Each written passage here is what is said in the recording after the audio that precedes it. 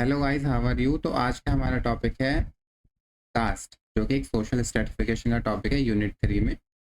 एक बहुत ही important topic है ये भी। ठीक है, इसमें आज हम बहुत डिटेल्ड में पढ़ेंगे कास्ट को। ठीक है, तो सबसे पहले हम देखते हैं कास्ट सिस्टम क्या होता है। कास्ट सिस्टम एक ऐसा सोशल स्ट्रेटिफिकेशन का सिस्टम होता है जो इंडिया में जितनी भी सोशल ग्रुपिंग बनती है ना, जितने भी ग्रुप्स अरेंज होते हैं, उनका जो रूट कॉज होता है, ग्रुप्स को जो सुपीरियर या इंफीरियर माना जाता है, उनका रूट कॉज कास्ट ही होता है। ठीक है, तो कास्ट सिस्टम क्या है? एक सोशल स्ट्रेटिफिकेशन का सिस्टम है जिसमें स्टेटस के बेस पर लोगों को एक हियरार्की में अरेंज कर दिया जाता है। ठीक है, अब देखो, कास्ट को एक कल्चरल या स्ट्रक्चरल फिनोमेना दो तरह से देखा जा सकता है। अब कल्चरल फिनोमेना क्या होता है? जो ऐसा भी कोई फिनोमेना जो वैल्यूज, बिलीफ या कस्टम या प्रैक्टिसेस के साथ डील करता है, उसको कल्चरल फिनोमेना कहते हैं।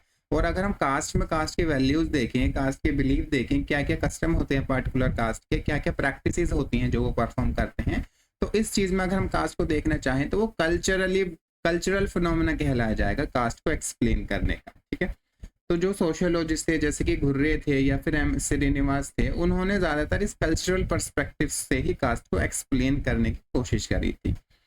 अब स्ट्रक्चरल में क्या देखते हैं?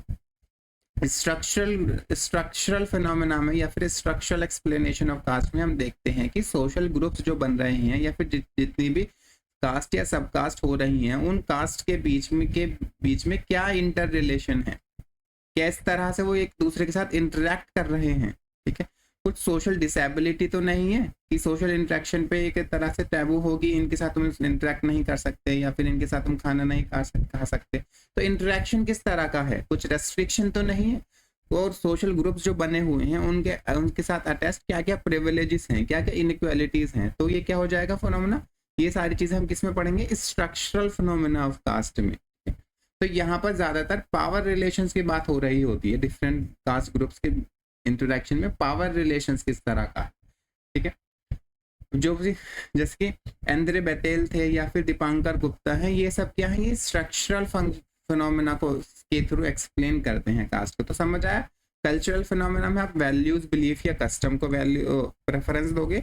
स्ट्रक्चरली अगर आपको कास्ट को एक्सप्लेन करना है तो आप लोगों की सोशल ग्रुप्स जो कास्ट बनी हुई है उनके बीच में कैसा इंटरेक्शन है, क्या प्रिविलेज तो नहीं है, कुछ डिसेबिलिटीज रिलेटेड तो नहीं है कास्ट से। ठीक है, या रेस्ट्रिक्शंस क्या है, या पावर रिलेशंस क्या है, इन चीजों के बीच के बारे में स्टडी करोगे। समझ गए आप? स्ट्रक्चर्स के बारे में स्टडी करोगे। जैसे कि आपको पता है ना, सोशल सोसाइटी में स्ट्रक्चर्स का मतलब क्या होता है कि कोई पोजीशंस होती है और उनके बीच में क्या इंटर रिलेशन होता है, उसको स्ट्रक्चर कहते हैं। तो कास्ट में भी सेम होगा। कास्ट में पोजीशन क्या हो जाएंगी? कास्ट ग्रुप्स हो जाएंगे। उनके बीच में इंटर रिलेशन क्या हो जाएगा? उनके बीच में कोई क्या इंटरेक्शन हो रहा है, किस तरह से इंटरेक्शन हो रहा है, या फिर क्या पावर डायनेमिक्स है। ये सब हम स्ट्रक्चरल फिनोमेना में स्टडी करते हैं। अब आते हैं कास्ट सिस्टम के क्या क्या फीचर्स होते हैं। कास्ट सिस्टम के फीचर्स क्या होते हैं? प्योरिटी और पोल्यूशन का कंसेप्ट होता है। उसके बेस पर हियरार्की बना दी जाती है कि जो हियरार्की में हायर लेवल के, जो हियरार्की में ऊपर लोग होंगे वो प्योर होंगे, ज्यादातर रिचुअली प्योर होते हैं।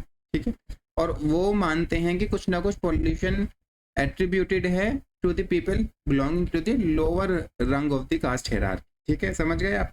दूसरा होता है कास्ट बेस्ड ऑक्यूपेशंस होते हैं, कि कुछ ऑक्यूपेशंस होते हैं जो सिर्फ एक पर्टिकुलर कास्ट के लोग ही कर सकते हैं। ठीक है, जैसे कि कुछ जो ब्राह्मण्स होते हैं वो मंदिर में पूजा जो कराएंगे वो ब्राह्मण्स ही कराएंगे। ठीक है, कुछ पॉल्यूशंस होते हैं कुछ ऑक्यूपेशंस होते हैं जिनको पॉल्यूटिंग माना जाता है, और जो लोग उन ऑक्यूपेशन को परफॉर्म करते हैं उनको भी पॉल्यूशन से अटैच कर दिया जाता है। ठीक है, अब तीसरा आता है एंडोगेमी, कि कास्ट के लोग अपने कास्ट से बाहर शादी नहीं करेंगे। ये तो बहुत कॉमन है कि आप देखते भी होंगे कि किसी भी कास्ट ग्रुप से लोग जो है ना, अपनी ही कास्ट में शादी करना चाहते हैं, बाहर कास्ट में शादी करते ही नहीं है। चाहे वो कितना भी ही मॉडर्नाइज हो जाएंगे, वो बाहर किसी दूसरे कास्ट में शादी नहीं करेंगे। बहुत कम केसेस आपको देखने को मिलेंगे जहां पर इंटरकास्ट मैरिज हो रही हो। अब दूसरा होता है कि फीचर्स ऑफ कास्ट सिस्टम में फूड और सोशल इंटरकोर्सेस, की कच्चा पक्का खाना। कच्चा खाना यानी कि वाटर, पानी में बना हुआ खाना। पक्का खाना जो ऑयल, तेल में बना हुआ खाना होता है। तो इन कुछ रिलेशंस होते हैं जो कास्ट हमें बताते हैं कि किस पार्टिकुलर कास्ट की कास्ट हियरार्की में क्या पोजीशन है, कि वो पार्टिकुलर कास्ट कच्चा खाना एक्सेप्ट करती है बाकी कास्ट से या फिर पक्का खाना एक्सेप्ट करती है, ठीक है। अब कुछ होती हैं सिविल एंड रिलीजियस डिसेबिलिटीज होती हैं कि कुछ एक पार्टिकुलर कास्ट के लोग कहेंगे कि आप बाहर इस विलेज के इस एरिया में रहेंगे, दूसरे एरिया को विजिट नहीं कर सकते, टेम्पल्स में एंट्री अलाउड नहीं है। ये एक तरह से डिसेबिलिटीज जो होती है ना वो अटैच कर दी जाती हैं लोगों के साथ। वो डिसेबिलिटीज रिलीजियस भी हो सकती हैं और सिविल भी हो सकती है। जैसे कि मूवमेंट को रेस्ट्रिक्ट कर दिया तो सिविल डिसेबिलिटी, टेम्पल्स में एंट्री को रेस्ट्रिक्ट कर दिया तो रिलीजियस डिसेबिलिटी, ठीक है। अब सेगमेंटल ऑर्गेनाइजेशंस होता है, यानी कि जो एक कास्ट होती हैं वो सब कास्ट में डिवाइडेड होती हैं, ठीक है। और हर एक सब कास्ट जो है ना अपने आप में एक प्रॉपर कास्ट की तरह बिहेव कर रही होती है। जैसे ये कास्ट है तो उसके अंदर सब कास्ट होती हैं, ठीक। तो ये एक तरह से सेगमेंट्स में डिवाइडेड होती हैं कास्ट, तो इसको कहते हैं सेगमेंटल ऑर्गेनाइजेशन। फिर कास्ट के ऊपर दूसरी कास्ट होगी, उसके अंदर भी सब कास्ट होंगी, ठीक है। अब इन 5 में होता है कुछ कॉमन नेम होता है। ऑब्वियसली कास्ट है तो उसका एक कॉमन नेम होगा, कुछ मिथिकल डिसेंट होगा। वो सारे लोग मानेंगे कि हम किसी एक मिथिकल डिसेंट फिगर्स होगी उससे हम डिसेंडेंट हैं सब लोग, ठीक है। ये सब माना जाएगा मिथिकल डिसेंट। अब आते हैं वर्ण और जाति क्या होता है। वर्ण सिस्टम एक तरह से ब्रॉड फ्रेमवर्क होता है जो पूरे इंडिया में अप्लाई होता है, ठीक है। ये एक फिक्स्ड फ्रेमवर्क है जो कास्ट को समझना आसान कर देता है नॉर्मल कॉमन पीपल के लिए। जैसे कि वर्ण सिर्फ 4 ही होते हैं, ब्राह्मण, क्षत्रिय, वैश्य, शूद्र, ठीक है। और 5वें होते हैं अवर्ण जिनको अनटचेबल भी कहा जाता है, वो वर्ण सिस्टम से बाहर होते हैं, ठीक। तो इस वर्ण सिस्टम से जो कास्ट को समझना आसान हो जाता है लोगों के लिए भी, वो अपनी पोजीशन पता लगा सकते हैं कि हम कास्ट सिस्टम में किस पोजीशन पे हैं। अगर उनके कास्ट ब्राह्मण वर्ण से में लाई कर रही है तो वो हायर कास्ट के हो जाते हैं, ठीक। अगर वो वैश्याज हैं तो फिर वो इंटरमीडिएट कास्ट के लोग होंगे, समझ गए आप। दूसरा आता है जाति सिस्टम, जो एक्चुअल में ग्राउंड रियलिटी होती है वो जाति होती है। जो सोशल ग्रुप्स बन रहे होते हैं वो जाति के बेस पर बनते हैं ज़्यादातर, मोस्टली। और जो जाति होती है ना वो जो जाति की जो हायरार्की होगी, कास्ट, जाति का मतलब कास्ट, ठीक है। वो कास्ट जो है वो रीजन टू रीजन वेरी करेगी। किसी रीजन में एक हमें अलग कास्ट हायरार्की देखने को मिलेगी। मान लो रीजन ए है, उसमें XYZ 3 कास्ट थी, X सबसे ऊपर, Y उसके नीचे और Z सबसे नीचे कास्ट थी, ठीक है। अगर आप रीजन बी में जाओगे तो हो सकता है कि जो कास्ट हायरार्की थी ना वो बदल जाए, सबसे ऊपर Y हो, फिर X आए, फिर Z आए। तो ये जो कास्ट हायरार्की होती है वो change region to region depend करेगी, मगर जो वर्ण हायरार्की होती है वो फिक्स रहती है। अब देखो वर्ण तो सिर्फ 4 थे, मगर जो कास्ट होती हैं वो कई सौ, हंड्रेड्स ऑफ कास्ट होती हैं, समझ गए आप। अगर आपको कास्ट को डिफाइन करना है तो आप कैसे डिफाइन करोगे। जो कास्ट होती हैं वो एक एंडोगेमस ग्रुप होता है जिनकी अपनी एक अलग लाइफस्टाइल होती है और उनके अलग ट्रेडिशंस होते हैं और ज़्यादातर केस में उनके एक अलग ऑक्यूपेशन भी होते हैं।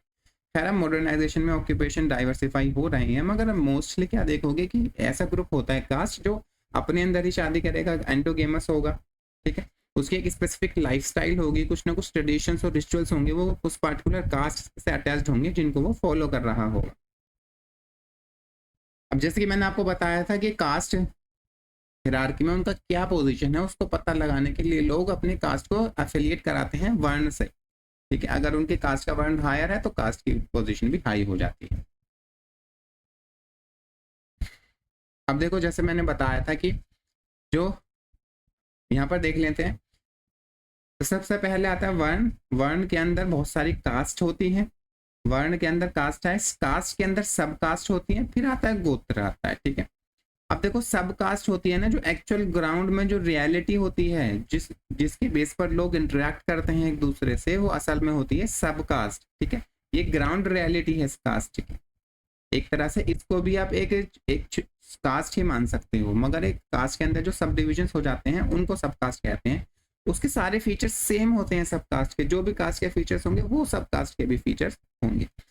अब सब कास्ट फर्दर डिवाइडेड होती हैं गोत्राज में। गोत्र जो होते हैं वो एक्सोगेमस ग्रुप होते हैं। जैसे कि कास्ट तो एंडोगेमस था कि आपको किसी पार्टिकुलर कास्ट के अंदर ही शादी करनी है, मगर गोत्र क्या होता है वो एक्सोगेमस होता है, यानी कि आपको पार्टिकुलर जिस गोत्र से आप बिलोंग करते हो उसमें शादी आपको नहीं करनी है, किसी और गोत्र में शादी करनी है, ठीक है। अब बोगले की ये वो छोटे से 3 कोर फीचर्स उन्होंने बताए थे कास्ट के, वो देख लेते हैं जो कि बहुत इंपॉर्टेंट है। पहला था हेरिडिटी। हेरिडिटी मतलब जो स्टेटस आपके पेरेंट्स का होगा वही आपका होगा कास्ट सिस्टम में। तो हेरिडिटी हो, जो जो ऑक्यूपेशन आपके पेरेंट्स का होगा वही भी आपका होगा, जो कि आपके पेरेंट्स का स्टेटस होगा सोसाइटी में उनके कास्ट की वजह से, वही स्टेटस आपको मिलेगा। तो बाय बर्थ जो है ना, ये सारी चीजें कास्ट सिस्टम ट्रांसफर होती है, लोगों को एस्क्राइब की जाती है, ठीक है। तो हेरिडिटी में ये चीज होती है। दूसरा ऑक्यूपेशन, ज्यादातर कास्ट में ना ऑक्यूपेशन लोगों का, उनको कहा जाता है तुम ये काम नहीं कर सकते। बाकी और ज्यादातर कास्ट में आप देखोगे लोगों का ऑक्यूपेशन फिक्स होता है, ठीक है। जैसे कि फॉर एग्जांपल लोहार कास्ट है, वो लोहे का काम करते हैं, ठीक है। वैसे ही आप बहुत सारे कुम्हार है, वो मिट्टी का काम करते हैं। इस तरह से ऑक्यूपेशन जो होते हैं वो फिक्स होते हैं। ये कोई यूनिवर्सल रूल नहीं है, मगर मेजॉरिटी ऑफ केसेस में ऑक्यूपेशन कास्ट बेस्ड डिफाइंड होते हैं। और एक तीसरी चीज होती है सबसे इंपॉर्टेंट, हेयरार्की होती है। हेयरार्की मतलब कि कुछ एक तरह से एक पिरामिड टाइप स्ट्रक्चर बन जाता है। पिरामिड मैंने गलत बना दिया थोड़ा सा। पिरामिड टाइप स्ट्रक्चर्स होता है, उस पिरामिड में कुछ लोग की पोजीशंस लो होती है, कुछ लोगों की पोजीशंस, कुछ ग्रुप्स की पोजीशन हाई होती है। तो एक हिरार्की बन जाती है कास्ट में, ठीक है। अब आते हैं घुर्रे ने से क्या कहा था कास्ट सिस्टम के बारे में। अब जीएस घुर्रे का जो पर्सपेक्टिव था वो कास्ट में, वो कास्ट को एज एन इंटीग्रेटिव फोर्स देखते थे। उनका कहना था कि जो कास्ट है वो सोसाइटी को इंटीग्रेट करती है इंडिया में, ठीक है, यानी कि सब लोगों को साथ लेकर आती है और सोसाइटी में एक यूनिटी और इंटीग्रेशन को प्रमोट कर रही होती है। और दूसरी सबसे इंपॉर्टेंट चीज जो घुर्रे ने कही थी, उन्होंने जो हर्बर्ट रिस्ले था उनकी एक racial theory of the caste origin दी थी, उसको रिजेक्ट कर दिया था। और हर्बर्ट रिस्ले से इन्फ्लुएंस होकर वेस्टर्न एंथ्रोपोलॉजिस्ट थे, उन्होंने भी ये सेम थ्योरी दी थी। उन्होंने कहा, हर्बर्ट रिस्ले ने कहा था जो कास्ट का ओरिजिन है ना वो रेस में है। और उन्होंने कहा जो कुछ आर्यंस होते हैं, जब आर्यंस इंडिया में आए, ठीक है, और इंडिया पे उन्होंने अपनी एक तरह से सिविलाइजेशन एस्टेब्लिश करी, तो उनका हर्बर्ट रिस्ले का ये कहना था कि आर्यंस जो जितने भी अपर कास्ट के लोग होते हैं ना, वो आर्यंस की रेस को बिलोंग करते हैं। और जितने भी लोअर कास्ट के लोग होते हैं, जैसे कि शूद्रा हो गए या फिर जो अनटचेबल्स होते हैं, वो हर्बर्ट रिस्ले का कहना था कि वो नॉन आर्यन कास्ट का रेस से बिलोंग करते हैं। रेस, तो इन्होंने 2 पार्ट्स में रेस को डिवाइड कर दिया था। जो आर्यन रेस थी वो अपर कास्ट की थी, और जो नॉन आर्यन रेस थी वो लोअर कास्ट की थी। अब जो घुर्रे ने इस चीज को रिजेक्ट कर दिया था, उन्होंने कहा कि ये चीज सिर्फ पार्शियली करेक्ट है, कि ये चीज तुम नॉर्थ इंडिया में तो देखने को, कि नॉर्थ इंडिया में तो आप इस थ्योरी को एक्सेप्ट कर सकते हो, मगर साउथ इंडिया में ऐसा नहीं होता। क्यों नहीं होता? उन्होंने एंथ्रोपोमेट्रिक डिफरेंसेस देखे, यानी कि एंथ्रोपोमेट्रिक मतलब जो लोगों के फेशियल फीचर्स होते हैं ना, उनको मेजर किया जाता है इसमें। किसी की नाक कितनी लंबाई है, उसकी चौड़ाई कितनी है, ठीक है, उसके चिन की क्या है, उसके जो होठ हैं उनकी वो कितने चौड़े हैं, ठीक है, उनका माथा कितना चौड़ा है, कितना बड़ा माथा है, तो उनको सबको मेजर करते हैं, उसको कहते हैं एंथ्रोपोमेट्रिक। अब उन्होंने कहा कि क्योंकि अलग अलग रेस के अलग अलग फेशियल फीचर्स होते हैं ना, एंथ्रोपोमेट्रिक फीचर्स अलग अलग होते हैं रेस के। जैसे कि आप अफ्रीकन लोगों के फीचर्स देख लो, उनकी नाक छोटी होती है और चौड़ी होती है, उसको डिफरेंट होती है यूरोपियन लोगों से जिनकी नाक लंबी होती है, पतली होती है। तो उन्होंने कहा कि नॉर्थ इंडिया में तो आपको देखने को मिल जाएगा कि अपर कास्ट के फेशियल फीचर्स अलग होंगे और लोअर के अलग, मगर उन्होंने कहा बाकी, अगर बाकी बचे हुए हम कंट्री की बात करें तो वहां पर ये थ्योरी फेल हो जाती है। वहां पर आप किसी अपर कास्ट को एक अलग रेस और लोअर कास्ट को एक अलग रेस असाइन नहीं कर पाओगे, ठीक है। तो इस तरह से उन्होंने जो racial theory of caste origin था उसको रिजेक्ट कर दिया। समझ गए आप? और दूसरा उन्होंने ट्राइब्स के बारे में कहा था। उन्होंने कहा था जो ट्राइब्स हैं उनको, जो कॉलोनियल टाइम्स में ट्राइब्स को आइसोलेट किया जा रहा था, कि उनका जो मेन स्ट्रीम सोसाइटी से कॉन्टैक्ट है उसको खत्म करने की कोशिश की जा रही थी। तो घुर्रे ने इस चीज को अपोज किया और उन्होंने कहा जो ट्राइब्स हैं वो एक तरह से बैकवर्ड हिंदूज हैं, यानी कि वो पूरी तरह से हिंदू सोसाइटी में एसिमिलेट नहीं हुए हैं वो हिंदू, ठीक है। समझ गए आप? वो डिफरेंट स्टेज में है एसिमिलेशन इनटू हिंदू सोसाइटी। तो उन्होंने ट्राइब्स को एक तरह से बैकवर्ड हिंदूज का नाम दिया था, ये बहुत इंपॉर्टेंट। तो एक तरह से उन्होंने इंडियन सोसाइटी को कास्ट बेस्ड सोसाइटी की तरह देखा। अब उन्होंने कहा था कि जैसे जैसे हम मॉडर्न की तरफ बढ़ रहे हैं, मॉडर्न एजुकेशन हम हासिल कर रहे हैं, उससे क्या होगा, कास्ट का रोल डिमिनिश हो जाएगा, कास्ट कास्ट एक तरह से महदूद होकर रह जाएगी। मगर उन्होंने साथ में ये भी कहा था, जो कास्ट बेस्ड पॉलिटिकल ऑर्गेनाइजेशन जो आजकल हमें डेमोक्रेसी में देखने को मिलती है ना, कोई पार्टी होती है, वो पार्टिकुलर कास्ट को प्रमोट कर रही होती है, ठीक, उससे वो वोट बैंक चाहती है अपना, वो उसे वोट दें पार्टिकुलर कास्ट के लोग। तो इसकी वजह से ये जो पॉलिटिसाइजेशन ऑफ द कास्ट है, उसकी वजह से कास्ट का डिमिनिश होना मुश्किल हो जाएगा, डिफिकल्ट टू एलिमिनेट। और दूसरी चीज उन्होंने जो कास्ट को देखा था कि कास्ट की पास्ट इंडिया में, ठीक है, हिस्ट्री ऑफ इंडिया में कास्ट का जो रोल था वो इंटीग्रेटिव था, वो लोगों को यूनाइट करती थी। मगर अब प्रेजेंट में क्या हो गया है, जो कास्ट का रोल है वो डिसहार्मोनियस हो गया है, ठीक है। इसको ठीक करने के लिए उन्होंने अपना एक कल्चरल रिवाइवल प्रपोज किया था कि हमें अपना जो पुराना कल्चर होता था, जब caste as an integrative role play करती थी, उसको रिवाइव करना होगा, ताकि जो डिसहार्मोनियस एस्पेक्ट ऑफ कास्ट है वो खत्म किया जा सके और लोगों में जो भाईचारा है वो बढ़ सके, ठीक है। अब इनका एक क्रिटिसिज्म ये था कि ये जो व्यूज घुर्रे ने हमें दिए थे वो टेक्स्ट बेस्ड व्यूज थे, उन्होंने कोई फील्ड में जाकर रिसर्च नहीं करी थी, ठीक है। तो उनके जो व्यूज थे ना वो टेक्स्ट बुक बेस्ड व्यूज थे, उन्होंने कोई एम्पेरिकल रिसर्च नहीं करी थी फील्ड में जाकर, और उनके व्यूज को क्रिटिसाइज किया गया था कि ये इनके व्यूज हिंदू सेंट्रिक व्यूज हैं, कि जैसे कि ट्राइब्स की अपनी आइडेंटिटी कुछ नहीं होती, उनको बैकवर्ड्स हिंदू कह दिया। तो इस तरह से उनके जो व्यूज थे वो हिंदू सेंट्रिक थे। अब घुर्रे ने कुछ फीचर्स बताए थे कास्ट सिस्टम के, वो क्या क्या होते हैं कि सेगमेंटल डिवीजन होता है कास्ट में, कि कास्ट की जब आपकी मेंबरशिप होगी वो बाय बर्थ डिसाइड होगी, आप एक पर्टिकुलर अगर आप कास्ट को बिलोंग करते हो, क्या आप एक तरह से उस सेगमेंट को बिलोंग कर रहे हो, आप अपना सेगमेंट चेंज नहीं कर सकते, ठीक है। सेगमेंट में चीज क्या होता है कि एक जो बड़ी चीज होती है वो डिवाइडेड हो जाती है बहुत सारे पार्ट्स में, जिनको सेगमेंट कहा जाता है। तो उन्होंने कास्ट को ऐसा सेगमेंट देखा था सोसाइटी में। दूसरा, कास्ट की हिरार्की होती है कि हर एक कास्ट एक रैंक पार्टिकुलर रैंक में अरेंज होती है, कि लोअर कास्ट फिर अपर कास्ट होती है।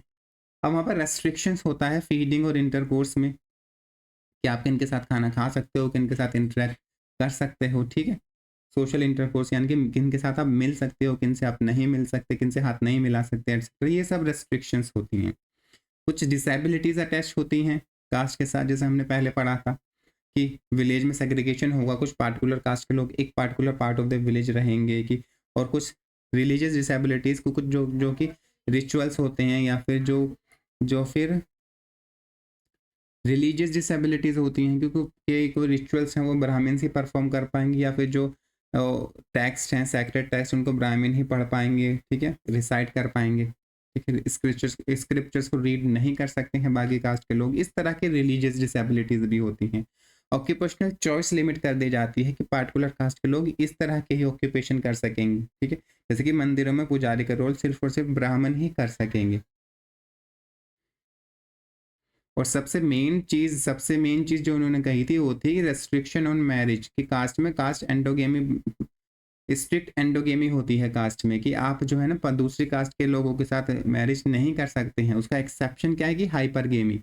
हाइपरगेमी में क्या है कि अपर कास्ट का मैन है वो लोअर कास्ट के वुमन से शादी कर सकता है, ये अलाउड है। बाकी इसके अलावा कोई भी इंटरकास्ट मैरिज अलाउड नहीं होती है।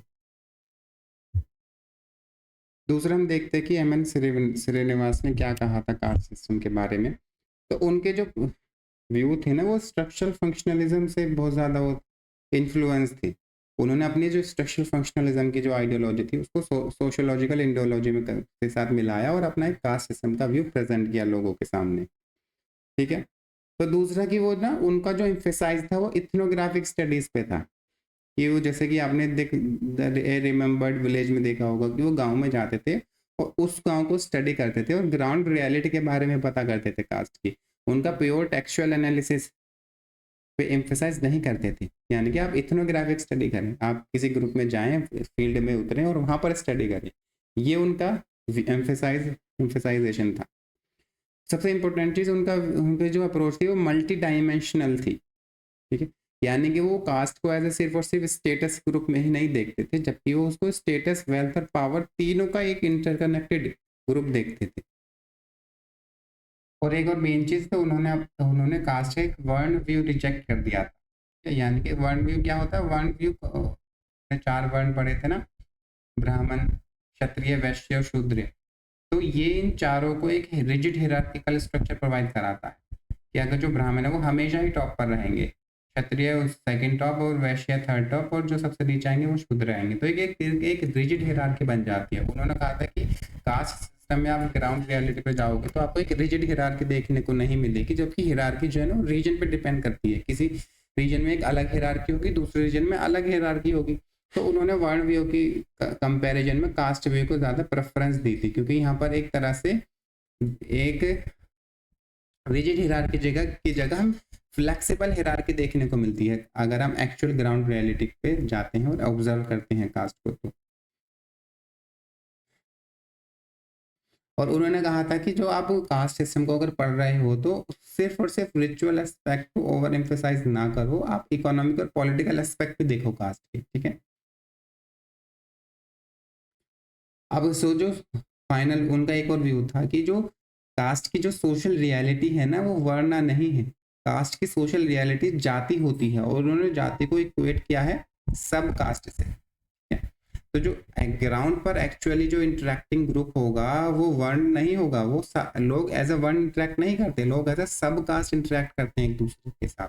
जो एक दूसरे पे जो डिसेबिलिटीज लगाते हैं या फिर अपनी जो रैंक हायर मानते हैं वो सब कास्ट के बेसिस पर कर रहे होते हैं। ये सारी चीजें इंटरेक्शन सब कास्ट के बेसिस पर होगा, ना कि वर्ण के बेसिस, ठीक है। अब उन्होंने कहा था कि कास्ट सिस्टम में 2 हिरार्की देखने को मिलती है, ये सबसे इंपॉर्टेंट व्यू है इनका। एक होता है रिचुअल हिरार्की, एक होता है सेक्युलर हिरार्की। रिचुअल हिरार्की जो जो आपके स्क्रिप्चर्स होते हैं या फिर जो रिचुअल्स होती हैं उनके बेस पर जो कास्ट की हिरार्की बनी है, जैसे कि ड्रेसिंग कैसे करनी है, सेग्रीगेशन रूल्स क्या हैं, कौन लोग अलग रहेंगे, किनके साथ इंटरेक्शन किया जा सकता है, किन लोगों के साथ आप खाना खा सकते हो बैठकर, या फिर किन लोगों के साथ से खाना एक्सेप्ट कर सकते हो। ये सारे किस पर डिपेंड होती हैं चीज़ें? प्योरिटी और pollution aspect of any caste. अब एक तो ये रिचुअल बेस्ड पे हिरार्की होती है जो कि कॉमन आपको देखने को मिलती है। दूसरा उन्होंने एक सेक्युलर हिरार्की की बात करी थी जिसका रिलीजन या रिचुअल से कोई लेना देना नहीं होता है, जैसे कि पावर, वेल्थ या एजुकेशन की हिरार्की, ठीक है। उन्होंने इस हिरार्की को अलग रखा रिचुअल हिरार्की से। अगर किसी के पास ज़्यादा पैसा है तो वो एक उस अपने पैसे की वजह से, उसके पास वेल्थ ज़्यादा होने की वजह से उसकी जो रैंक है सोसाइटी में वो ज़्यादा हायर रैंक हो जाएगी, ठीक है। या फिर कोई एक अच्छा डॉक्टर बन गया तो उसकी रैंक सोसाइटी में बढ़ जाएगी। अब उसका कास्ट स्टेटस कुछ भी हो, ठीक है, किसके पास पावर आ गई कि वो सीएम बन गया या फिर एक एमएलए बन गया, तो फिर उसके सेक्युलर हिरार्की में रैंक जो है वो हायर हो जाएगी। अब उन्होंने कहा था कि अगर कास्ट में ना एक मोबिलिटी भी एग्जिस्ट करती है कि आप एक पार्टिकुलर कास्ट से दूसरे पार्टिकुलर कास्ट में मूव कर सकते हो, उसके लिए प्री कंडीशन होती है कि आपकी सेक्युलर हिरार्की में रैंक अच्छी होनी चाहिए। अगर आप सेक्युलर हिरार्की में मोबाइल हो, ऊपर मूव कर रहे हो, तो आप जो है ना रिचुअल हिरार्की में भी आप अपवर्ड मूव कर सकते हो। अब फाइनल, जिसको इन्होंने संस्कृताइजेशन का भी नाम दिया था, ठीक, संस्कृताइजेशन। इसमें एक लोअर कास्ट जो होती है वो पहले एक सेक्युलर हायरार्की में अपनी रैंक ऊपर करती है, ज़्यादा उसकी तादाद ज़्यादा होती है, उसके पास वेल्थ ज़्यादा होती है। उसके बाद फिर वो जो अपर कास्ट के रिचुअल्स होते हैं या फिर उनकी ड्रेसिंग स्टाइल्स होती है उसको फॉलो करती है, ताकि धीरे धीरे उसके जो कास्ट है उसके कास्ट में चेंज आ जाए, वो जो लोअर कास्ट से अपर कास्ट में मूव कर जाए, उसको कहते हैं संस्कृताइजेशन। उन्होंने कहा था कि पहले उनका व्यू था कि कास्ट जो है वो एक important factor of the society रहेगी, मगर उन्होंने कहा था कि अल्टीमेटली क्या होगा, मॉडर्नाइजेशन और वेस्टर्नाइजेशन के इफेक्ट से धीरे धीरे कास्ट अल्टीमेट फेड अवे होने लगेगी, ठीक है। कास्ट जो है वो अल्टीमेटली फेड खत्म हो जाएगी धीरे धीरे वक्त के साथ। दूसरा, मैंने आपको भी बताया था संस्कृताइजेशन क्या होता है, ठीक है। लोअर कास्ट जो होती हैं वो रिचुअल, कस्टम या बिलीफ को अडॉप्ट कर लेती हैं अपर कास्ट के, और जो अपर कास्ट होती हैं वो ज़्यादातर डोमिनेंट कास्ट होती हैं, ताकि उन लोअर कास्ट के लोगों की जो रिचुअल हायरार्की है वो बढ़ जाए। यानी कि जो उनकी जो हमने 2 हायरार्की पढ़ी थी ना, रिचुअल हायरार्की में जो उनकी रैंक है वो हायर हो जाए, उनको मोबिलिटी अचीव हो जाए, ठीक है। यानी कि वो जो लोअर कास्ट से अपर कास्ट में मूव कर जाए। समझ गए आप? अब जैसे मैंने ये भी बताया था कि अगर संस्कृताइजेशन में लोअर कास्ट को अपर कास्ट में मूव करना है तो उनको एक प्री कंडीशन होती है कि सेक्युलर मोबिलिटी पहले लानी पड़ेगी, उसके बाद उनको फिर रिचुअल मोबिलिटी हासिल हो सकती है। इनके पहले उनके पास वेल्थ होनी चाहिए, पावर होनी चाहिए, एजुकेशन होनी चाहिए, लैंड ओनरशिप होनी चाहिए। अगर ये सब चीज़ें हैं तो वो एक हायर कास्ट स्टेटस को क्लेम कर पाएंगे संस्कृताइजेशन प्रोसेस के थ्रू। जैसे कि एग्जांपल दिया था जो कयस थे बंगाल के, उन्होंने अपने आप को राजपूत डिक्लेयर कर दिया था, या फिर जाट्स ऑफ नॉर्थ इंडिया हैं, लिंगियास हैं कर्नाटका में, इन सब लोगों ने संस्कृताइजेशन प्रोसेस को फॉलो करके कास्ट हायरार्की में अपनी रैंक बढ़ा ली। ठीक है, अब डोमिनेंट कास्ट क्या होता है, तो वो जो इम्यूलेशन करेंगे ना, कॉपी करते हैं लोग, वो कॉपी करते हैं डोमिनेंट कास्ट को। ठीक है, अब वो डोमिनेंट कास्ट क्या हो सकती है, अब डोमिनेंट कास्ट अपर कास्ट भी हो सकती है, या फिर मिडिल कास्ट के ग्रुप के, मिडिल कास्ट ग्रुप के जो कास्ट होते हैं वो भी डोमिनेंट कास्ट में आ सकती है। कि अगर कोई कास्ट रिचुअल हिरार्की में लोअर है तब भी वो डोमिनेंट बन सकती है अगर उनका नंबर ज़्यादा हो। नंबर ज़्यादा होगा तो पॉलिटिकल पावर मिल पाएगी ना, डेमोक्रेसी में नंबर की वैल्यू होती है। पॉलिटिकल पावर उनको मिल पाएगी, नंबर ज़्यादा होंगे, और उनके पास रिसोर्सेज के ऊपर कंट्रोल हो, पार्टिकुलरली लैंड के ऊपर। उनकी वेल्थ और पावर उनके पास अगर ज़्यादा है,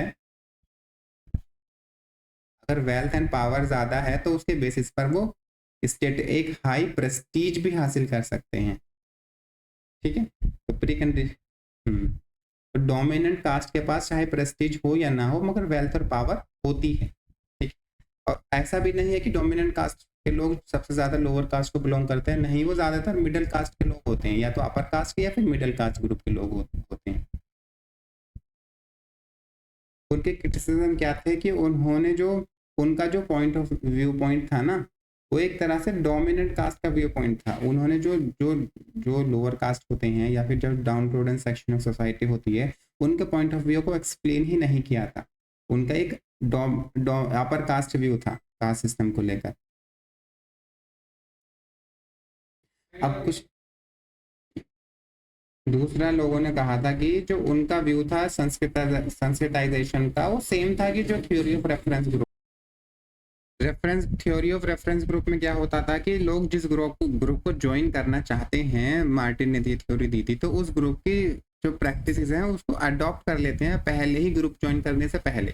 तो लोगों ने कहा था कि जो संस्कृताइजेशन में बताया गया है हमें श्रीनिवास ने, वो तो थ्योरी ऑफ रेफरेंस ग्रुप में पहले से ही बता दिया गया है। संस्कृताइजेशन में भी तो ऐसा ही होता है ना, लोग अपर कास्ट की वैल्यूज, उनके बिलीफ, उनके रिचुअल और कस्टम को पहले से ही अपना लेते हैं। ठीक है ना, पहले से ही अडॉप्ट कर लेते हैं, बाद में जाकर वो उस ग्रुप को ज्वाइन करते हैं। रेफरेंस ग्रुप की थ्योरी में भी यही कहा गया था।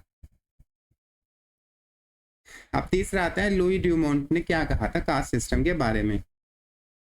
अब लुई ड्यूमोंट ने क्या कास्ट को ऐसे बाइनरी अपोजिशन के फॉर्म्स में देखा था, और बाइनरी अपोजिशन किस किस किस चीज में थी, प्योर और इम्प्योर के बेसिस पर। ठीक है, वो ऐसा क्यों देखते थे, क्योंकि वो एक तरह से स्ट्रक्चरलिस्ट थे। उन्होंने अपने जो स्ट्रक्चरलिस्ट के का नजरिया था उसको कंबाइन कर लिया था इंडोलॉजिकल पर्सपेक्टिव से। ठीक है, और स्ट्रक्चरलिस्ट में आप देखते होंगे कि उसको वो हर चीज को बाइनरी अपोजिशन की फॉर्म में देखते हैं। ठीक है, तो वही इन्होंने अडॉप्ट किया लुईस ड्यूमोंट ने कास्ट के लिए। तो उन्होंने कहा कि कास्ट एक आइडियोलॉजी नहीं है, ये एक एम्पेरिकल रियलिटी है। और उनका जो फोकस था वो आइडियोलॉजी के साथ साथ कास्ट के स्ट्रक्चर पर भी था। ठीक है, स्ट्रक्चर्स ऑफ द कास्ट। और मेन एक और चीज थी कि कास्ट, उन्होंने कहा कि एक इंटीग्रेटिव रोल प्ले करती है सोसाइटी में, और जो कास्ट है ना वो यूनिक टू इंडिया है। अब यहाँ पर हम इनका एक और बाइनरी अपोजिशन देखेंगे, वो क्या था, binary opposition with the West. पहली बात तो उन्होंने ये कहा था कि कास्ट जो है वो सिर्फ इंडिया में पाई जाती है। ठीक है, वेस्टर्न सोसाइटीज में कास्ट का कंसेप्ट नहीं होता है जैसा वो इंडिया में एग्जिस्ट करता है। ठीक है, अब उन्होंने दो चीज़ों के बारे में कही थी। सबसे मेन चीज़ थी इक्वालिटी। उन्होंने कहा था जो वेस्ट में होती है वो इक्वालिटी होती है। वेस्ट के लोगों को होमो हिरार्किकस कहा था।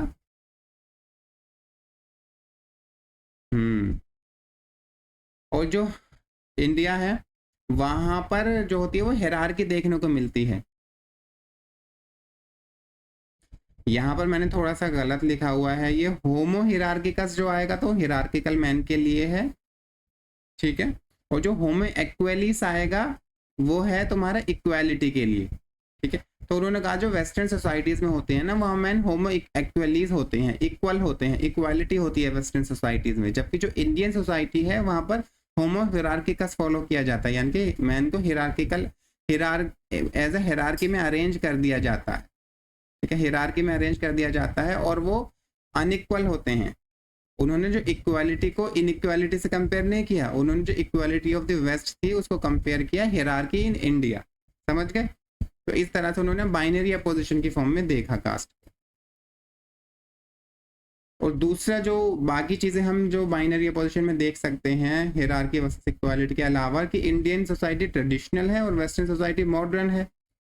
इंडियन सोसाइटी में होलिज्म का कंसेप्ट है कि सबको साथ लेकर एक तरह से ग्रुप सॉलिडारिटी होती है, सबको साथ लेकर चलना है, जबकि वेस्टर्न सोसाइटी में किसका कंसेप्ट होता है, वेस्टर्न सोसाइटी में कंसेप्ट होता है इंडिविजुअलिज्म का, इंडिविजुअल को ज्यादा वैल्यू दी जाती है, और इंडियन सोसाइटी में होलिज्म का, ग्रुप को वैल्यू ज्यादा दी जाएगी, वो कास्ट ग्रुप हो या कोई सा भी ग्रुप हो, ठीक है। प्योरिटी एंड पॉल्यूशन और स्टेटस वर्सेस पावर। इंडिया में जो लोगों की मतलब इंडिया में जो हिरार्किकल अरेंजमेंट होता है वो स्टेटस के बेस पर होता है, और वेस्ट में पावर या वेल्थ के बेस पर होता है, समझ गए आप। तो एक तरह से इंडियन सोसाइटी को उन्होंने वेस्टर्न सोसाइटी के बाइनरी अपोजिशन में देखा था। स्ट्रक्चरलिस्ट ऐसा ही करते हैं ज्यादातर। अब उन्होंने कहा था जो इंडिया में होता है ना वो हिरार्की ऑफ स्टेटस होता है, ना कि पावर। कि जो हिरार्की होती है इंडिया में वो हिरार्की बेस होती है स्टेटस पर, रिचुअल प्रियोरिटी पर, उसका पावर से कोई लेना देना नहीं होता है। जैसे कि ब्राह्मण्स हैं, ब्राह्मण जो होते हैं वो कास्ट हिरार्की में क्षत्रिय से ऊपर माने जाते हैं, या किंग्स जो होते हैं उनसे ऊपर माने जाते हैं हिरार्की में, ठीक है, मगर उनके पास पावर तो नहीं होती ना, ज्यादा पावर किसके पास होती है, किंग्स के पास होती है। तो यहाँ पर जो हिरार्की ऑफ स्टेटस हमें देखने को मिला, ब्राह्मण्स के क्या स्टेटस तो ज्यादा है मगर उनके पास पावर ज्यादा नहीं है, पावर किसके पास है, किंग के पास, समझ गए। अब उन्होंने कहा था ये जो हिरार्की है ना वो हिरार्की हमें जजमानी सिस्टम में भी देखने को मिलती है। जजमानी सिस्टम में क्या होता है कि एक कास्ट, बहुत सारी कास्ट होती हैं, उनके कुछ जजमान होते हैं, उनको वो सर्व कर रही होती हैं, ठीक है, सर्विस कास्ट को भी कहते हैं। वो एक अपने जजमान को सर्व करती हैं, फिर उनको रिटर्न में कुछ काइंड में उनको गिफ्ट्स वगैरह मिलते हैं। आपको हिरार्की मैरिज में भी देखने को मिलती है कि लोअर कास्ट के लोगों से मैरिज नहीं करनी है एटसेट्रा। ईटिंग में भी देखने को मिलती है, बहुत सारे लोग मानते हैं ईटिंग में भी आपको हिरार्की देखने को मिलेगी कि आप किन के साथ खाना खा सकते हो, किन के साथ नहीं खा सकते हो। वैसे अगर हम मैरिज में देखें तो इंटरकास्ट मैरिज अलाउड नहीं होती है, मगर हमने एक हाइपर गेमिंग का कंसेप्ट पढ़ा था, याद आया आपको, कि अपर कास्ट के लोग लोअर कास्ट के लोगों के साथ मैरिज रिलेशंस नहीं बनाएंगे, और ना ही लोअर कास्ट के लोग अपर कास्ट के साथ मैरिज रिलेशंस बनाएंगे, मगर अपर कास्ट के मेन लोअर कास्ट के वुमेन से शादी कर सकते हैं, जिसको हाइपर गेमिंग कहा गया, ठीक है। दूसरा ईटिंग के साथ होता है कि आप किन के साथ खाना खा सकते हो, किन के साथ नहीं खा सकते। सोशलाइजेशन के ऊपर भी हिरार्की होती है कि आप किन लोगों के साथ सोशलाइज कर सकते हो, इंटरेक्ट कर सकते हो, मीट कर सकते हो, ठीक है। अब उन्होंने कास्ट के 3 कोर एलिमेंट हमें बताए थे। एक तो डिवीजन ऑफ लेबर होता है प्योरिटी और इम्प्योरिटी के बेसिस पर, कि कुछ जो ऑक्यूपेशन है उनको प्योर माना जाता है, वो एसोसिएट होते हैं पार्टिकुलर कास्ट से, कुछ ऑक्यूपेशंस को इम्प्योर माना जाता है, ठीक है। और वो जो प्योर और इम्प्योर माना गया है, प्योरिटी ऑफ इम्प्योरिटी का, चाहे वो कास्ट की हो या ऑक्यूपेशन की हो, उनको सेपरेट रखा जाता है, ठीक है। सेपरेशन होता है प्योर का इम्प्योर का, उनको मिक्स नहीं किया जाएगा, समझ गए आप। और तीसरा होता है superiority of the pure over impure. जो प्योर चीज होगी, चाहे वो कास्ट हो या ऑक्यूपेशन हो या कुछ भी चीज हो, वो सुपीरियर होगी इम्प्योर चीज। तो ये 3 कोर एलिमेंट थे कास्ट के, जो लुइस डिमोंट ने हमें बताए थे, लुई डिमोंट ने। अब प्योर एलिमेंट्स क्या क्या हो सकते हैं, कि क्लीनलीनेस है, वेजिटेरियनिज्म है, इन सबको प्योर समझा जाएगा, और प्योर के साथ साथ उनको सुपीरियर भी समझा जाएगा, ठीक है। अब उसका साथ उनको इम्प्योर एलिमेंट से अलग रखा जाएगा, ठीक है। ये हमने पढ़ लिया है, caste is not a form of stratification. उन्होंने कहा था कि कास्ट एक स्ट्रेटिफिकेशन नहीं है, बल्कि एक इनइक्वालिटी है जो कि हिरार्की पर बेस्ड होती है। अब उन्होंने जो श्रीनिवास के आइडियाज थे उनको रिजेक्ट कर दिया था, और और कहा था कि जो उन्होंने सेक्युलर और रिचुअल हिरार्की दी थी सोसाइटी में, उन्होंने कहा था ऐसा कुछ नहीं होता है, सिर्फ और सिर्फ एक ही हिरार्की होती है, ठीक है, वो जो कि डोमिनेट करती है सेक्युलर हिरार्की, वो हिरार्की होती है रिचुअल हिरार्की, वो हमेशा डोमिनेट करेगी हर तरह की हिरार्की को, ठीक है। अब उन्होंने कहा कि जैसे जैसे इंडिया में मॉडर्नाइजेशन हुआ, तो मॉडर्नाइजेशन जो हुआ ना, वो चेंज इन सोसाइटी तो हुआ मगर चेंज ऑफ सोसाइटी का नहीं हुआ, ठीक है। वो कैसे, यानी कि जो पहले आपको एक तरह से जो सोसाइटी का ओवरऑल पैकेजिंग थी वो तो चेंज हो गई, मगर उसके उस पैकेट के अंदर जो कंटेंट है वो वही रहे। जैसे कि कास्ट का पहले भी इम्पोर्टेंस था ट्रेडिशनल पुराने ज़माने में, और कास्ट अभी भी इम्पोर्टेंट है, ठीक है। अब उन्होंने कहा कि सिर्फ चेंज क्या हुआ है, कास्ट का सब्सटेंशियलाइजेशन ऑफ कास्ट हो गया है।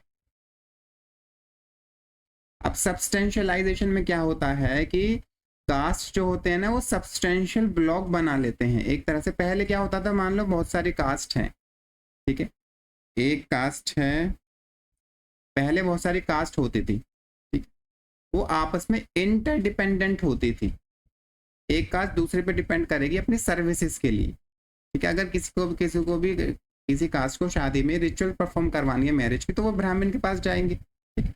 अगर किसी एक पार्टिकुलर कास्ट को एक बार्बर की हेल्प चाहिए, तो वो बार्बर कास्ट के पास जाएगा, ठीक। तो एक तरह, या अगर किसी को कुम्हार की हेल्प चाहिए, उसको मिट्टी के बर्तन खरीदने हैं, तो वो कुम्हार के पास जाएगा।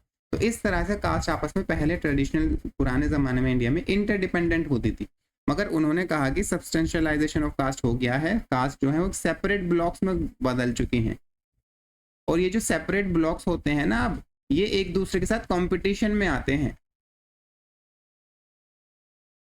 एक दूसरे के साथ कंपटीशन में रहते हैं, ठीक है। पहले तो उनके बीच में एक रिलेशन था, अब क्या है, कंपटीशन हो गया है। जैसे कि पॉलिटिक्स में अगर पावर हासिल करनी है, किसी एमएलए को सीट जीतनी है, तो अपने कास्ट के ग्रुप को वो करेगा, मोबिलाइज करेगा, और कहेगा कि तुम उस कास्ट के बंदे के ग्रुप के लोगों को वोट ना दो, मुझे ही वोट दो। तो यहाँ पर एक तरह से क्या होगा, सब्सटेंशियलाइजेशन हो गया कास्ट का। तो आगे आपको सब्सटेंशियलाइजेशन समझ में, या फिर दूसरा एग्जांपल देख सकते हैं कि कास्ट एसोसिएशन बन गई हैं सोसाइटी में, कास्ट एसोसिएशन, और ये जो कास्ट एसोसिएशंस होती हैं, ये पार्टिकुलर कास्ट की होती हैं, और वो अपने ही कास्ट का भला चाहती हैं, उनके वेलफेयर इंटरेस्ट के लिए काम करती हैं कि उनको रिजर्वेशन दिलाना है, उनके जो इकोनॉमिक स्टेटस है उसको बेहतर करना है, ठीक है। या फिर इलेक्शंस में पार्टिसिपेट करती हैं, कास्ट के बेस पर इंटरेस्ट ग्रुप बन जाते हैं जो किसी भी पॉलिटिकल पार्टीज को सपोर्ट करते हैं, ठीक है। तो इस तरह से ना कास्ट आपस में एक दूसरे के साथ कंपटीशन में आ गई है मॉडर्न डेमोक्रेसी और मॉडर्नाइजेशन में, मार्केट सिस्टम में। पहले वो इंटरडिपेंडेंट थी, कंपटीशन में नहीं थी, मगर अब क्या हो गया है, कंपटीशन शुरू हो गया कास्ट के बेस पर। उसको कहते हैं सब्सटेंशियलाइजेशन ऑफ कास्ट। अब देखते हैं एंद्रे बेतेल ने क्या कहा था कास्ट सिस्टम के बारे में, ठीक है। उन्होंने कहा था कि कास्ट को हमें अगर जानना है, तो हमें सिर्फ कास्ट एक तरह से, या अगर आपको कास्ट को जानना है तो उसके साथ साथ आपको क्लास और पावर के बारे में भी जानना पड़ेगा, तभी आप कास्ट को पूरी तरह से समझ पाओगे, ठीक है। अब इसको समझाने के लिए उन्होंने तो 3 डायमेंशन की बात करी, तो उन्होंने कास्ट, क्लास और पावर। तो वो क्योंकि वेबर की आइडियोलॉजी से इम्प्रेस थे, उनके पर्सपेक्टिव से इम्प्रेस थे, उन्होंने, वेबर ने भी कास्ट, क्लास और पार्टी की बात करी थी, ठीक है। यहाँ पर उन्होंने एंद्रे बेतेल ने बात करी है कास्ट, क्लास और पावर। अब दूसरी बात, इन्होंने डायरेक्ट फील्ड स्टडीज की थी, श्रीपुरम विलेज तंजौर डिस्ट्रिक्ट में इन्होंने स्टडी किया था विलेज में जाकर। तो इनके जो व्यू पॉइंट थे या पर्सपेक्टिव थे, वो सिर्फ और सिर्फ टेक्स्ट बेस्ड नहीं थे, जबकि वो इथनोग्राफिक स्टडी भी एंद्रे बेतेल ने की थी। अब तो जब वो ग्राउंड पर उतरे, तो उन्होंने एम्पेरिकल रियलिटी को स्टडी किया, और उन्होंने बताया कि जो कल्चरल आइडियल टाइप हमारे बने हुए हैं ना कास्ट को लेकर, एम्पेरिकल रियलिटी उससे बिल्कुल अलग है। जो ग्राउंड रियलिटी है वो अलग है टेक्स्ट बेस्ड रियलिटी से। और वो कैसे अलग है कि नॉर्मल टेक्स्ट बेस में क्या होता है कि जो अपर कास्ट के लोग होते हैं, ये माना जाता है कि वो लोअर कास्ट के लोगों से डिस्टेंस मेंटेन करते हैं। उन्होंने कहा जबकि ग्राउंड में जो लोअर कास्ट के लोग होते हैं, वो भी अपर कास्ट के लोगों से डिस्टेंस मेंटेन करना चाहते हैं, ठीक है। यानी कि आपस में दोनों कास्ट एक दूसरे से डिस्टेंस मेंटेन करती है, ठीक है, सेपरेट रहना चाहती है उससे, क्योंकि वो जैसे कि आदि द्रविडियंस का एग्जाम्पल दिया था उन्होंने कि वो देखते हैं कि अगर वो डिस्टेंस मेंटेनेंस नहीं करेंगे ब्राह्मण से तो उनके ऊपर एक मिसफॉर्चून आ जाएगा, ठीक है, उनकी, ठीक है, यानी कि किस्मत में कुछ बुरी चीजें हो सकती हैं। और दूसरी चीज उन्होंने कही थी कि अब जैसे कि तुम एक फिक्स हिरार्की बना दो, ये कास्ट अपर है, दूसरी कास्ट लोअर है, ठीक है, उसके नीचे तीसरी कास्ट आती है। तो उन्होंने कहा था कि कभी कभी क्या होता है कि ये जो जो जिस कास्ट को तुम लोअर मान रहे होते हो, अगर तुम उस कास्ट के जाके पूछोगे तो वो अपने आप को अपर बता रही होगी, ठीक है। तो ये ग्राउंड रियलिटी अलग है टेक्सचुअल एनालिसिस से। जैसे कि ब्राह्मण्स में भी जो जो बहुत सारी सब कास्ट होती हैं, तो आयंगर कास्ट जो सब कास्ट ऑफ ब्राह्मण्स है वो अपने आप को सबसे ज्यादा प्योर मानती है। ऐसी दूसरी ब्राह्मण कास्ट होगी सब कास्ट, वो भी अपने आप को प्योर मानेगी। तो ग्राउंड रियलिटी अलग हो गई ना टेक्सचुअल एनालिसिस से। अब उन्होंने तीन चीजों की बात करी थी, कास्ट, क्लास और पावर, और इनके बीच के इंटरकनेक्टेडनेस की। उन्होंने कहा था कि पहले क्या होता था, कास्ट, क्लास और पावर का एक एक एक हार्मोनियस रिलेशन था। वो कैसे, अगर कोई हायर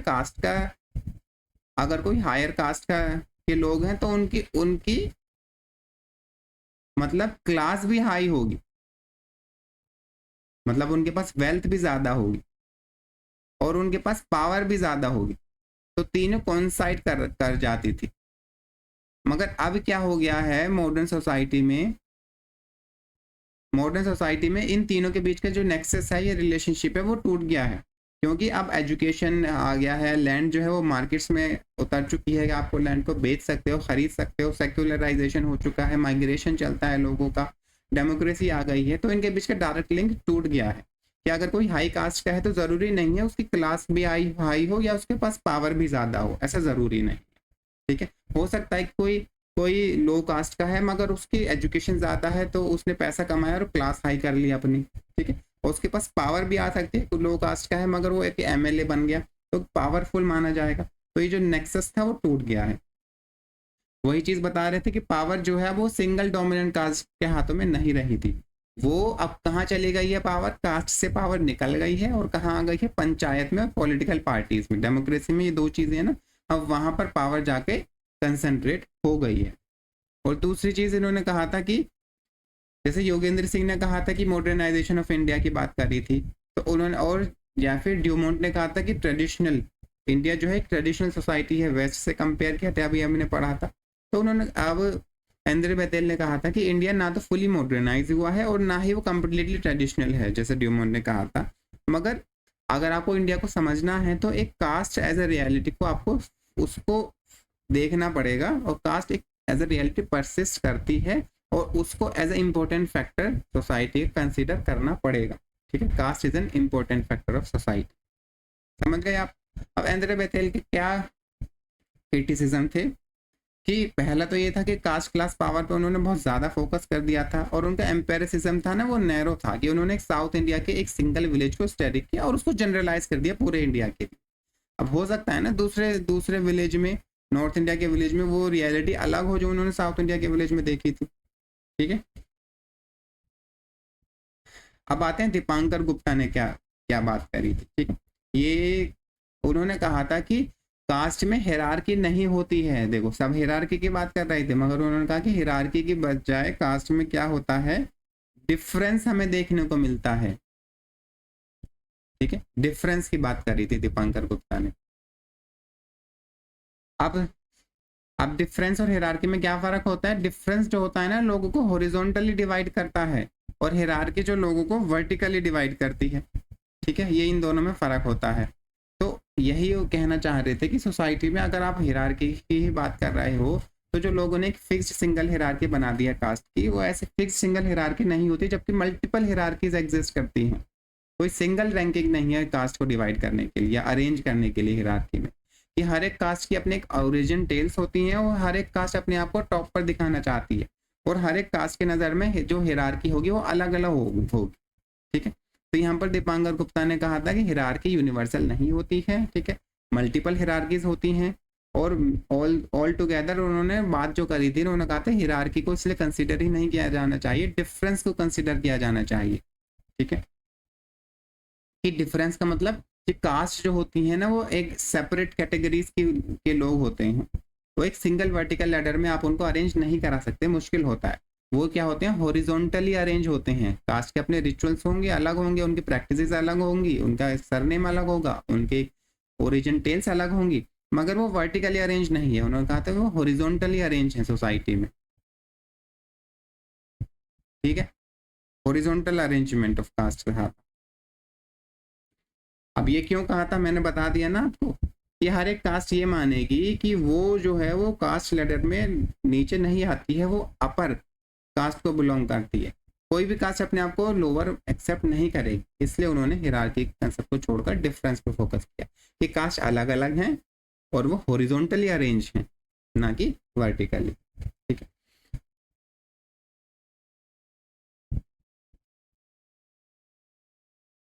अब देखो, इसको सपोर्ट करने के लिए उन्होंने श्रीनिवास का जो संस्कृताइजेशन का कंसेप्ट था उसको बताया और कहा कि सोसाइटी में जो मल्टीपल मॉडल्स होते हैं संस्कृताइजेशन के, सिर्फ एक ही रास्ता नहीं है संस्कृत अपर कास्ट के स्टेटस को अचीव करने का, बहुत सारे रास्ते होते हैं। तो डिफरेंट कास्ट अलग अलग रास्तों को चूज करती है, ठीक है। इसलिए भी हम कह सकते हैं अगर एक हिरार्की होती सिर्फ, तो लोग एक ही पाथ ऑफ संस्कृताइजेशन या एक ही मॉडल ऑफ संस्कृताइजेशन को फॉलो करते, मगर ऐसा नहीं होता है। कुछ लोग एक पार्टिकुलर कास्ट को ऐसे एज अ मॉडल कंसिडर कर रहे होते हैं, दूसरे लोग उस पार्टिकुलर कास्ट को मॉडल कंसिडर नहीं करेंगे। मान लो ए कास्ट है और जो एक्स ग्रुप के लोग हैं वो ए कास्ट को अपना मॉडल कंसिडर करते हैं और उसकी वैल्यूज और बिलीफ और प्रैक्टिस की कॉपी करते हैं। मगर मान लो वाई कैटेगरी के जो लोग जो है ना वो ए को कॉपी नहीं करेंगे, बल्कि बी को कॉपी करेंगे, बी कास्ट के लोगों। तो इस तरह से मल्टीपल मॉडल्स ऑफ संस्कृताइजेशन हमें देखने को मिलती हैं, और जो संस्कृताइजेशन का रास्ता है वो भी अलग अलग हो सकता है एक्स और वाई का। तो इसी से भी उन्होंने कहा था कि कोई यूनिवर्सली एक्सेप्टेड हिरार्की एग्जिस्ट करती ही नहीं है सोसाइटी में। अब जैसे मैंने पहले ही बताया था, हर एक कास्ट के अपने ट्रेडिशन होते हैं, कस्टम होते हैं, आइडियोलॉजी होती है जिस जो उसको डिफर करती है दूसरी कास्ट पर, और कोई भी ये बिलीव नहीं करता कि हमारे जो कस्टम आइडियोलॉजीज या ट्रेडिशन है वो इन्फीरियर हैं। कोई भी अपने कास्ट को इन्फीरियर नहीं एक्सेप्ट करता है, इसलिए सोसाइटी में डिफरेंस होता है, ना कि हिरार्की। अब J.H. हटन ने क्या कहा था कास्ट के बारे में, ये देखते हैं हम। अब J.S. हटन का जो पॉइंट ऑफ व्यू था वो बहुत ही आसान था। उन्होंने जो स्ट्रेस दिया था वो एंडोगेमी पे स्ट्रेस दिया था, कि जो caste as a system exist करता है वो एंडोगेमी की वजह से ही एग्जिस्ट करता है। सोसाइटी लोग जो हैं वो अपने ही कास्ट में ही शादी करते हैं, इसलिए कास्ट सिस्टम एग्जिस्ट कर रहा है। अब एंडोगेमी के अराउंड ही उन्होंने कहा था बहुत सारे रेस्ट्रिक्शन या इंटरेक्शन बिल्ड किए जाते हैं, ठीक है। जैसे कि कमेंसैलिटी का है, किस कास्ट के साथ आप खाना खा सकते हो, ये एक रेगुलेशन हो गया ना। वैसे ही आप किसके साथ किससे आप खाना एक्सेप्ट कर सकते हो, किस तरह का खाना दूसरे कास्ट से एक्सेप्ट कर सकते हो, इस पे भी उन्होंने फोकस दिया था। और उन्होंने एक हिरार्की ऑफ फूड हमें बताया था दो तरह। अगर कास्ट हिरार्की को हमें देखना है, उन्होंने कहा था, तो आप देखोगे कि कच्चा फूड या पक्का फूड को लोग किस तरह से एक्सेप्ट कर रहे हैं दूसरे कास्ट के लोगों से। कच्चा फूड क्या होता है, जो पानी में पका हुआ होता है, और पक्का फूड क्या होता है, जो घी में पका हुआ होता है। उन्होंने कहा था कि हिरार्की को पता लगाने के लिए आप देखेंगे कि हिरार्की को पता लगाने के लिए हम आगे देखेंगे, यहाँ पर हम पढ़ लेते हैं कि कच्चा फूड जो होता है लोग सिर्फ अपनी ही कास्ट के लोगों से एक्सेप्ट करते हैं, और पक्का फूड दूसरे कास्ट के लोगों से भी एक्सेप्ट किया जा सकता है। तो ये जो पक्का फूड होता है ना, ये हमें कास्ट हिरार्की बताएगा कि अगर एक कास्ट दूसरी कास्ट के लोगों से पक्का फूड एक्सेप्ट कर रही है, यानी कि वो जो जिस कास्ट से एक्सेप्ट कर रही है पक्का फूड, वो कास्ट लैडर में हायर रैंक की होगी, ठीक है। अब तीसरी हिरार्की ऑफ फूड में आता है वेजिटेरियन फूड, जो है ना हमेशा हायर रखा जाएगा नॉन वेजिटेरियन फूड से, मगर रीजनल वेरिएशंस हो सकते हैं, जैसे बंगाल या फिर कश्मीर में या फिर हमें साउथ इंडिया में देखने को मिल सकता है। अब देखो, ये जो फूड के रेस्ट्रिक्शन थे ना, उसके बेसिस पर इन्होंने कहा था कि हम हिरार्की का पता लगा सकते हैं कास्ट में, ठीक है। जैसे कि अगर कोई कास्ट जो पक्का फूड एक्सेप्ट नहीं कर रही है किसी दूसरे कास्ट से, मान लो कास्ट ए है वो पक्का फूड एक्सेप्ट नहीं कर रही है बी कास्ट से, तो ए कास्ट की जो रैंक है ना वो सुपीरियर हो गई बी कास्ट से क्योंकि उसने पक्का फूड एक्सेप्ट नहीं किया बी से। या फिर मान लो सी कास्ट है, वो फूड किसी भी कास्ट से एक्सेप्ट नहीं कर रही है, सिर्फ अपनी कास्ट के लोगों से ही फूड एक्सेप्ट करेगी, तो सी कास्ट का रैंक जो है वो कास्ट हियरार्की में हायर माना जाएगा। ठीक है। अब दूसरा कंसेप्ट इन्होंने दिया था प्योरिटी और पॉल्यूशन। इंटरेक्शन में प्योरिटी और पॉल्यूशन का ध्यान रखा जाएगा। एक फिजिकल डिस्टेंस मेंटेन करके रखते हैं अपर कास्ट के लोग जो होते हैं लोअर कास्ट से, कि लोअर कास्ट के लोगों को विलेज के टेम्पल्स में एंट्री नहीं दी जाएगी या वेल से उनको दूर रखा जाएगा पानी पीने के कुएं से, और उनको एक डिस्टेंस मेंटेन करके रखेंगे अपर कास्ट के लोग लोअर कास्ट से। तो यहाँ से भी आप हियरार्की का पता लगा सकते हो कि इंटरेक्शन में प्योरिटी और पॉल्यूशन के बेसिस पर कैसे इंटरेक्शन हो रहा है। ठीक है। अब तो यहाँ पर हम देखते हैं जो हटन्स का अप्रोच था ना वो गुरिये से मिलता जुलता था, कि दोनों ने एंडोगेमी पे फोकस किया था, दोनों ने कमेंसैलिटी पे फोकस किया था, दोनों ने रेस्ट्रिक्शंस पे ऑन फूड पर या और प्योरिटी एंड पॉल्यूशन के कंसेप्ट पे फोकस किया। ठीक है।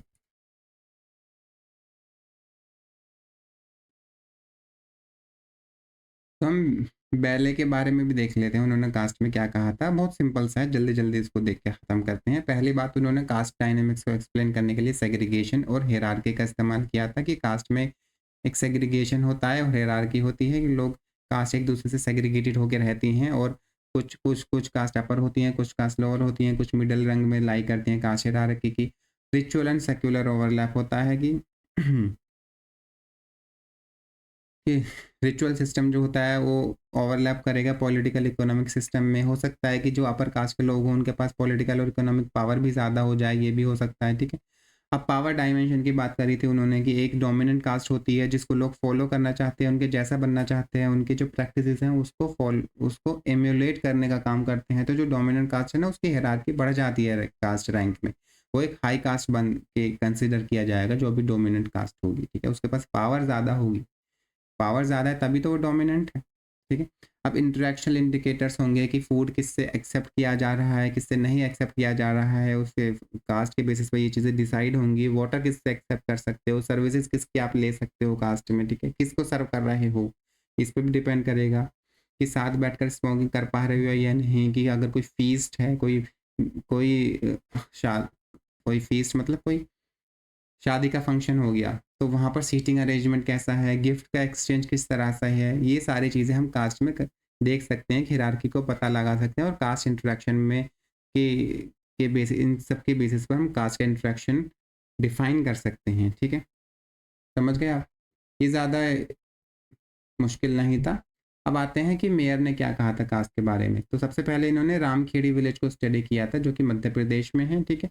उन्होंने कास्ट के बीच में इंटरेक्शन को स्टडी किया था, और जो इंटरेक्शन था उन्होंने किस टर्म्स में स्टडी किया था, कमेंसैलिटी के बारे में, कि लोग खाना साथ में खाना खाते हैं बैठकर या नहीं खाते हैं बैठकर, कच्चा और पक्का फूड को किस तरह से एक्सचेंज करते हैं, कौन किस दूसरी कास्ट से पक्का फूड एक्सेप्ट कर रहा है और कच्चा फूड किस कास्ट से एक्सेप्ट कर रहा है, उसको देखा था इन्होंने। ठीक है।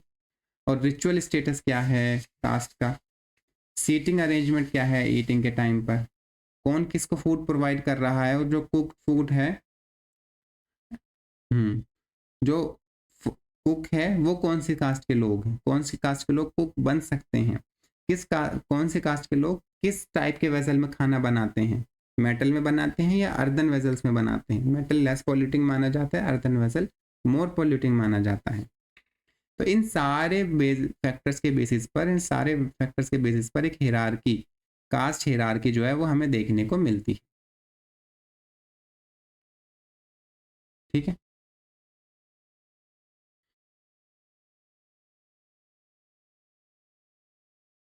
तो इन सारे फैक्टर्स के बेसिस पर हमें एक किसी कास्ट की वो आइडेंटिटी, ये सारे फैक्टर्स किसी कास्ट के आइडेंटिटी को अफेक्ट कर सकते हैं, उसके रैंक को डिसाइड करेंगे ये सारे फैक्टर्स मिलकर। फॉर एग्जांपल जैसे कि पक्का फूड जो है, जो तेल में बना हुआ होता है, वो आप किसी लोअर कास्ट से भी एक अपर कास्ट एक्सेप्ट कर सकती है, मगर कच्चा फूड जो होता है वो सिर्फ और सिर्फ सेम कास्ट के लोगों से एक्सेप्ट किया जाएगा।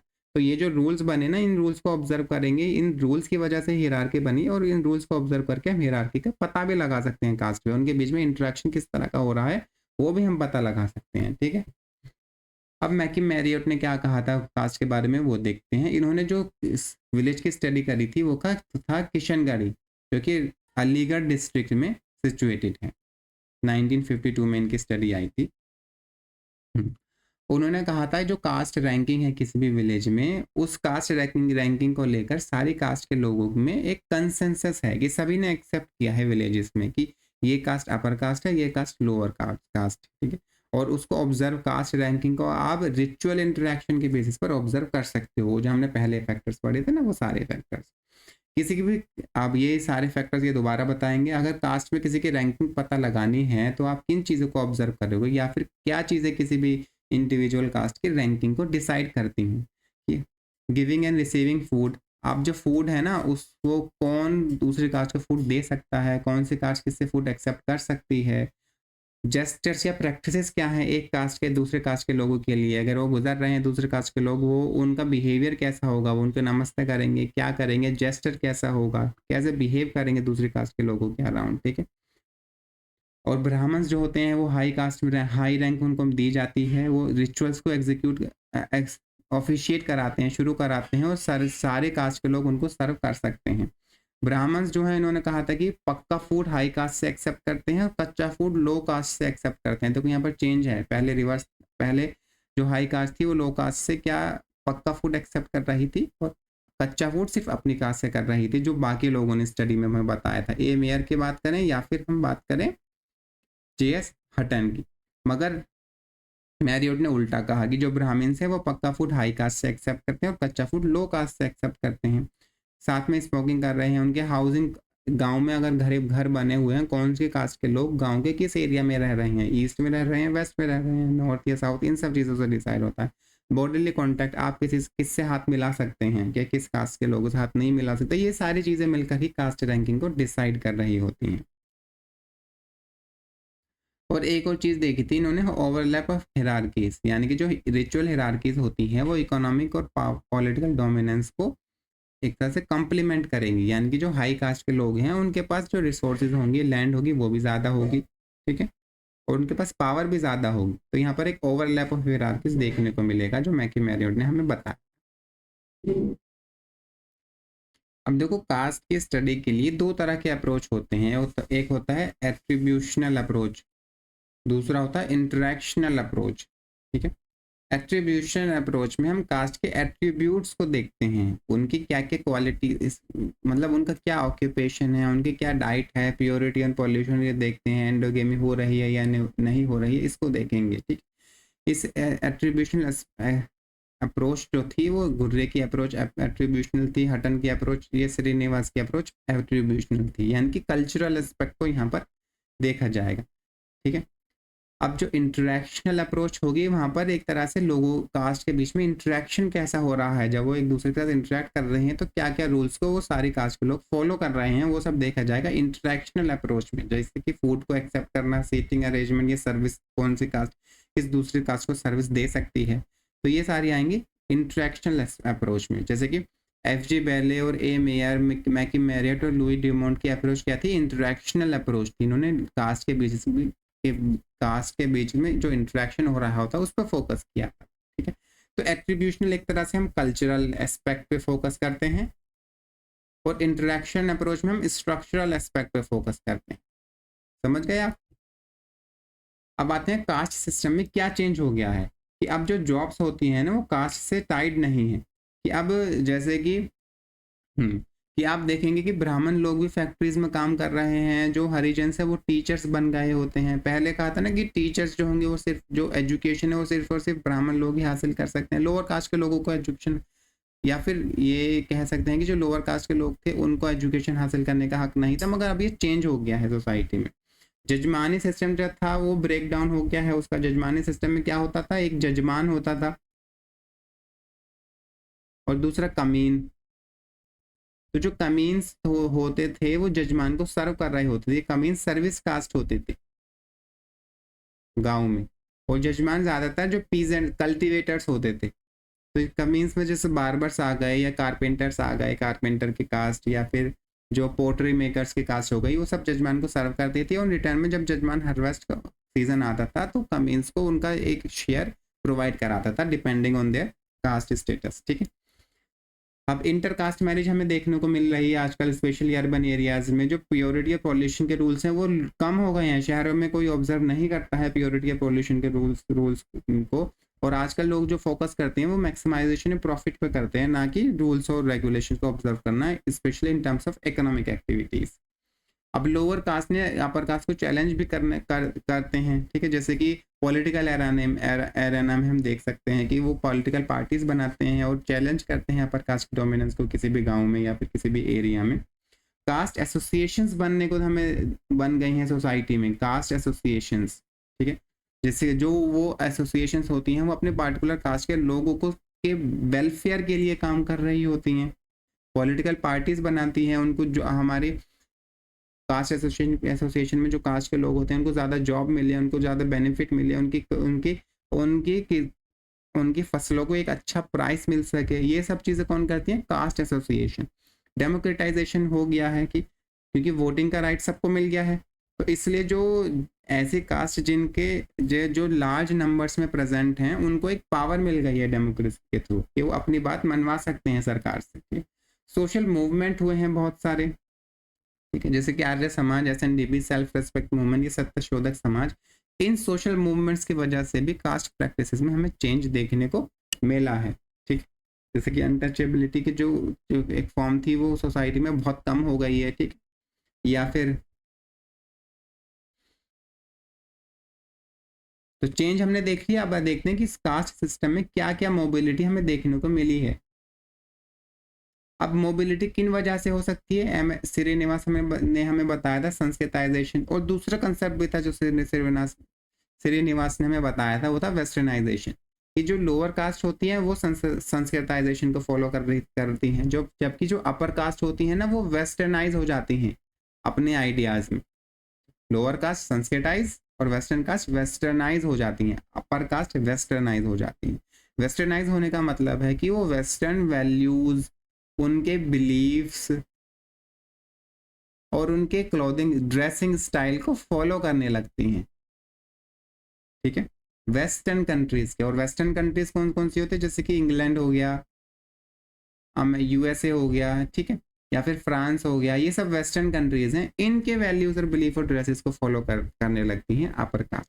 तो लोअर कास्ट तो संस्कृताइजेशन को फॉलो करेंगी, और वेस्टर्न कास्ट वो अपर कास्ट वेस्टर्नाइजेशन, ठीक है। अब देखो पॉलिटिकल पावर की वजह से भी हमें मोबिलिटी देखने को मिलती है कास्ट सिस्टम में। कि जो डोमिनेंट कास्ट होती है, जिनकी कास्ट हिरार्की में जो स्टेटस था वो तो मिडल रंग में था, मगर वो पावर को उन क्लेम करती हैं और अपना जो स्टेटस है वो एक हायर स्टेटस को क्लेम कर देती हैं कास्ट स्टेटस में, पॉलिटिकल पावर मिलने की वजह से। अब सोशल मूवमेंट चलते हैं जिसकी वजह से कास्ट में हमें मोबिलिटी देखने को मिलती है, जैसे कि टेम्पल एंट्री सत्याग्रह, SNDP मूवमेंट, ठीक है। जिसकी वजह से क्या होता है, जो कास्ट में जो प्रैक्टिसेस थी बहुत सारी कि टेम्पल में एंट्री नहीं कर सकते हैं बहुत लोअर कास्ट के लोग, उसको एबॉलिश करने का काम किया इन मूवमेंट्स ने। इसी अब क्योंकि वो प्रैक्टिसेस होती हैं वही तो कास्ट की हायरार्की को मेंटेन करके रखती हैं। अगर वो प्रैक्टिसेस ही एबॉलिश हो जाती हैं तो क्या होता है, सोशल मोबिलिटी के चांसेस बहुत हाई हो जाते हैं। अब जो मॉडर्न जॉब्स होती हैं वो कास्ट से टाइड नहीं होती हैं और जजमानी सिस्टम भी वीक हो गया है। अब देखो कोई भी अगर मान लो कि किसी भी कास्ट का इंडिविजुअल हो, वो एक अच्छी एजुकेशन हासिल करके एक अच्छी पोजीशन वाली जॉब हासिल पा सकता है, वो डॉक्टर बन सकता है, वो इंजीनियर बन सकता है, ठीक है, या फिर वो कोई अपनी कंपनी, बड़े लेवल की कंपनी चला सकता है, ठीक। तो इन सब चीज़ों से क्या होगा, उसका एक स्टेटस हाई हो जाएगा सोसाइटी में, उसके चांसेस है कि उसका रिचुअल स्टेटस भी हाई हो जाए।